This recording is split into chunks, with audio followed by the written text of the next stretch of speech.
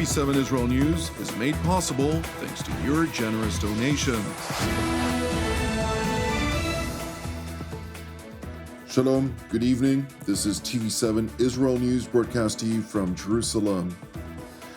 The United States asserts that the Islamist Hamas is solely to blame for any and all events taking place in the Gaza Strip. Turkish President Recep Tayyip Erdogan voices a prayer calling for the destruction and devastation of Israel.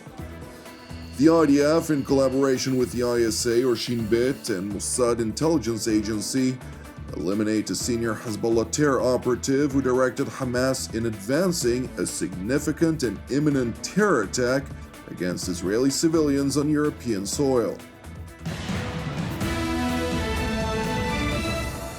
The IDF continues to gradually escalate its military offensive against the Islamist Hamas terror organization in the Gaza Strip. Evacuation orders to the Gazan residents of the town of Rafah in the southern part of the enclave have seemingly raised tensions amongst the ranks of the Islamist Hamas as the terror group failed to gain any operational advantages to date. It is important to explain that the relocation of the residents both in the northern and southern Gaza Strip aims to have the IDF seize those territories for the purpose of an expansion of its security parameter.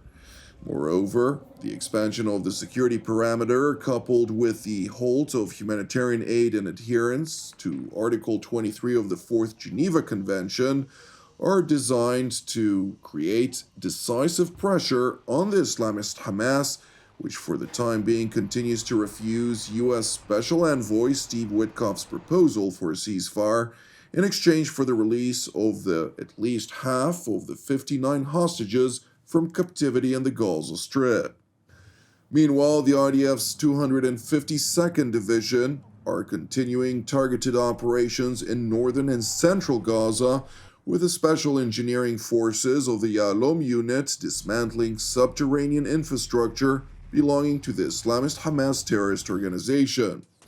According to the IDF spokesperson's unit, the 252nd Division have thus far eliminated also over 50 terror operatives, which continue to threaten the security of Israel's civilian communities. Among others, Hamas terror operatives attempted to launch 2 rockets toward Israeli territory earlier today. Thankfully, the first rocket was intercepted by Israel's Iron Dome aerial defense array, while the second projectile that Hamas had launched regrettably landed within a Palestinian residential area. And while no injuries or damage were reported in Israel, the Palestinian Health Ministry, which is run by the Islamist Hamas, claimed a number of casualties which it blatantly blamed Israel for.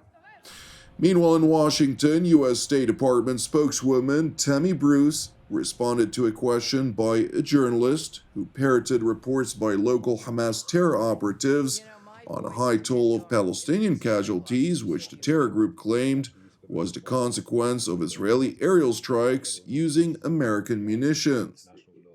Well, I can tell you that for too long, Hamas has abused civilian infrastructure, cynically using it to shield themselves. Hamas's actions have caused humanitarians to be caught in the crossfire. The use of civilians or civilian objects to shield or impede military operations is itself a violation of international humanitarian law. And of course, we expect all parties on the ground to comply with international humanitarian law. Well, every single thing that is happening in Gaza is happening because of Hamas. Every single dynamic. I'll say again, I've said it, I think, in every briefing. All of this could stop in a moment if Hamas returned all the hostages and the hostage bodies they are still holding and put down its weapons. There is one entity that could stop it for everyone in a moment, and that is Hamas. Turning to Turkey, where President Recep Tayyip Erdogan, during an Islamist prayer service to mark the end of Ramadan on Sunday, March 30th, called for the destruction and devastation of Israel. We see and know what is happening in Palestine, and may Allah, for the sake of His name Al-Qahar, destroy and devastate Zionist Israel. The Turkish leader continued by praying for the eliminated terror operatives of Hamas and Palestinian Islamic Jihad and wished a speedy recovery for their wounded terrorists. The escalating rhetoric from the Turkish leader was made amid rising tensions between Ankara and Jerusalem over Israel's refusal to accept the new jihadist rulers of Damascus. Turkey and Qatar have ratcheted up efforts to convince Western powers of a miraculous reformation of the former al-Qaeda operatives of the Hayat Tahrir al-Sham terror organization, with interim leader of Damascus, Abu Muhammad al-Julani, orchestrating a swearing-in ceremony of a new regime, which he claimed to be inclusive of all Syrians. I want to stress that this government is the government of change and development, a government that bears the responsibility of the people's aspirations and hopes of a bright and sustainable future. We believe that hard and loyal work, along with cooperation between the people, will be the key to achieving these goals. While announcing his interim government, which intends to rule for the next 5 years unopposed as a government of change, all of the key positions in the temporary regime have been manned by former members of al-Qaeda and the Islamic State, including its foreign minister, defense minister, interior minister, among others. As I stand before you today, I carry a great responsibility toward every Syrian citizen inside Syria or abroad. I vow before you today that Syrian diplomacy will be a voice of reason and poise, an open bridge to dialogue, and a shield that protects our national interests. There were 3 non-Islamist appointments from non-relevant members of the Druze, Shiite, and Christian minorities.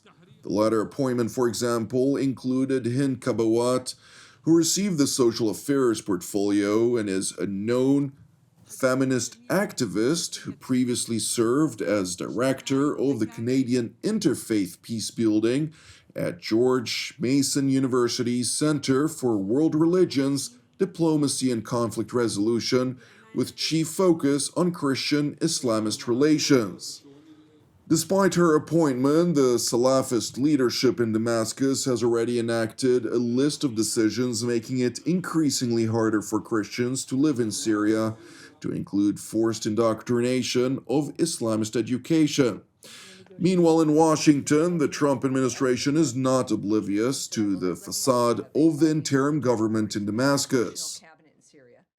We recognize the struggles of the Syrian people who have suffered decades under despotic rule and oppression of the Assad regime, and we hope this announcement represents a positive step for an inclusive and representative Syria.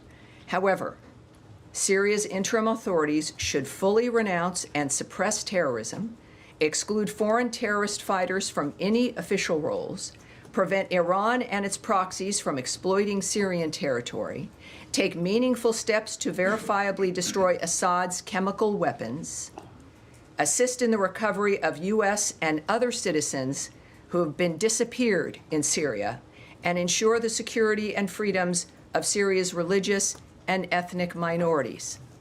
The United States will continue to assess the interim authorities' behavior and determine our next step based on those actions. And you mentioned about sanctions. Any adjustment to U.S. policy towards Syria's interim authorities will be contingent on all of those steps being taken that I mentioned to you. Thank you, everyone. Similarly to Washington, Jerusalem is clear-eyed about the jihadist interim regime in Damascus, alongside previously announced intentions of the self-proclaimed president Abu Muhammad al-Julani, also known as Ahmad al-Shara, to fight Israel. The internationally designated terrorist has also released all of Hamas's terror operatives from Syrian jails and is closely coordinated with other terror groups seeking to attack Israel. Turning to Lebanon, where overnight the Israel Air Force struck and eliminated Hezbollah terror operative Hassan Ali Mahmoud Badir, a member of the Iranian proxies Unit 3900 and the Iranian Quds Force in the Dahya neighborhood of Beirut. Very early this morning, IDF fighters fighter jets struck a Hezbollah terrorist in Beirut. He had recently been directing Hamas terrorists and assisting them in an attempt to carry out a major imminent attack against Israeli civilians. The terrorist posed a real and immediate threat, what we called a ticking bomb. Therefore, we had to eliminate the threat. Israel will continue to remove any threat to our citizens.